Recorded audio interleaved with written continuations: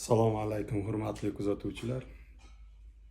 Kimga skuter minadigan aka-ukalarimiz bo'lsa, bemalol videoga chiroyli o'tirib olib, oxirigacha kuzatishni tavsiya beraman. Bugun kecha va'da berganimizdek 3-videomiz 3-qismini boshlaymiz. Reduktorlari xarakteristikasi bilan tanishtirib o'tib ketamiz. Qani boshladik. Hurmatli kuzatuvchilar, ko'pchilik kuzatayotgan bo'lsa,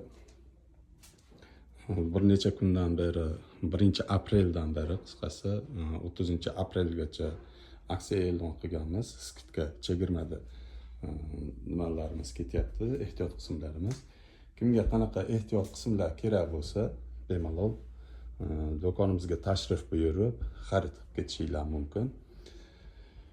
Bugungi videomiz skuterlar reduktorlaridan bo'ladi.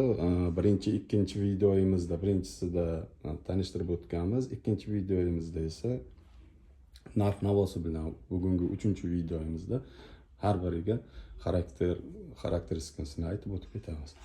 Hurmatli kuzatuvchilar, ko'rib turganlaringiz reduktorimiz 3 g'ildirakli skuterlar uchun mo'ljallangan reduktor. Juda zo'r original variant hisoblanadi. Buni zubi 18 talik bo'ladi. Kimga kerak bo'lsa, kelib xarid qilib ketinglar. Keyingi reduktorimiz esa 20 zubli yopiq varianti bo'ladi. O zublarida, mana sonliklaridan farq beradi. 20 zubli bilan 18 zublini adashtirib qo'ymanglar. 18 zubli sateliti kichkinaroq bo'ladi. Bularniki 20 talik kattaroq bo'ladi. Hamda usleni qilingan reduktorimiz. Bu reduktorimiz usleni bo'lgan. Yana ko'pchilik so'ragan aka-ukalarimiz so'ragan reduktorlardan keldi. Bu ham 20 zubli. Buni farqi, bunisi yopiq varianti, bunisi ochiq varianti. Kimga qiziq bo'lsa, like, podpiskani bosib qo'yinglar. Keyingi reduktorimiz birinchisi 6 zubli 22-42 salnik. Orqasidagi ham 22-42 salnik, keyingisi ham 22-42 salnik. Bu uchovini farqi korpusda hisoblanadi hamda satelitni ishlash jarayonida.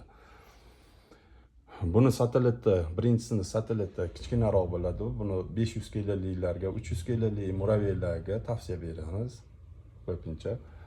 Bu reduktorimiz katta korpusli hisoblanadi. Buni uy xo'jaligi o'zi uchun ishlaydigan